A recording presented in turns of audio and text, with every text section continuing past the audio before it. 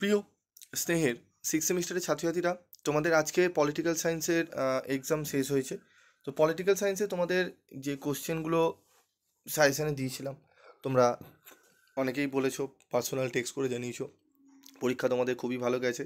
যারা study material সংগ্রহ করেছিলে তাদের প্রায় প্রত্যেকটি প্রশ্ন এবং অরের প্রশ্নগুলো কমন এসেছে, এবং লাস্ট মিনিটে আমি তোমাদের দেখবে স্টার মার্ক প্রশ্নগুলো যেগুলো দিয়েছিলাম সেগুলোও তোমরা মিলিয়ে দেখে নেবে, তোমাদের কিন্তু কোশ্চেন কমন এসছে। ছোট প্রশ্ন আমি তোমাদের বলেছিলাম যে পুরো 100% কমন ছোট প্রশ্ন কিন্তু পাওয়া সম্ভব নয়।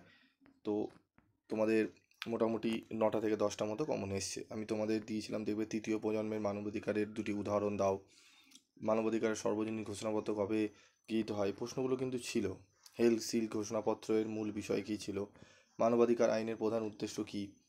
ঠিক আছে, তো তোমরা ছোট প্রশ্নের যদি সমাধান পেতে চাও তাহলে কমেন্ট করে জানিও, আমি তোমাদের ছোট প্রশ্নের উত্তরগুলো করে দেবো। তোমরা জাস্ট একটু তোমাদের বলে দিই যে তোমাদের কোন কোন প্রশ্নগুলো কমন এসছে এবং কোনগুলো ধরা তোমাদের মানে বেশি ঠিক হয়েছে।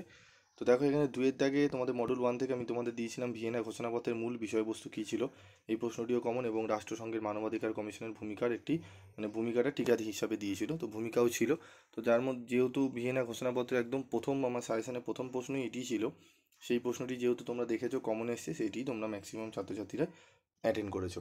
তারপর দেখো আমাদের 15 নম্বরের প্রশ্ন যেটি আমাদের কিন্তু আমি দিয়েছিলাম যে মানব সভ্যতার ইতিহাসে মানবাধিকারের বিবর্তন সম্পর্কে আলোচনা করো, বিবর্তনটি দিয়েছিলাম, এবং মানবাধিকার রক্ষাতে জাতিপুঞ্জ ব্যর্থ হয়েছে কেন আলোচনা করো। এটি একটু রিপিট এসছে কোশ্চেনটা, ঠিক আছে, তবুও এটি স্টার মার্কে ছিল। তবে মানব সভ্যতার ইতিহাস এটি কিন্তু আমি ভিভিআই প্রশ্ন বলে তোমাদের চিহ্নিত করে দিয়েছিলাম। তার মানে এখানে পরের প্রশ্নগুলোও কিন্তু তোমাদের প্রশ্ন কমন এসছে। মডেল 2 থেকে দেখবে আমি তোমাদের অধিকার বলেছিলাম, সাম্যের অধিকার এবং তোমাদের স্বাধীনতার অধিকার, এই সমস্ত অধিকারগুলো ছিল। তো যারা এটি ধরেছো তোমাদের অধিকারগুলো লিখেছো, অসুবিধা নেই। তবে অনেকেই আবার রাজ্য মানবাধিকার কমিশনের কার্যাবলী আলোচনা করে লিখেছে, কারণ এই প্রশ্নটি স্টার মার্কের মধ্যে ছিল। তোমরা মিলিয়ে দেখে নেবে ভিডিওর সাথে, আগের ভিডিওর সাথে, লাস্ট মিনিটের সাজেশনের সাথে যদি কোশ্চেন মেলাও তোমরা 100% প্রশ্ন কিন্তু মিলে যাবে। তারপর দেখো আমাদের 5-এর থেকেও আমাদের 15 নম্বর প্রশ্ন কিন্তু কমন এসছে।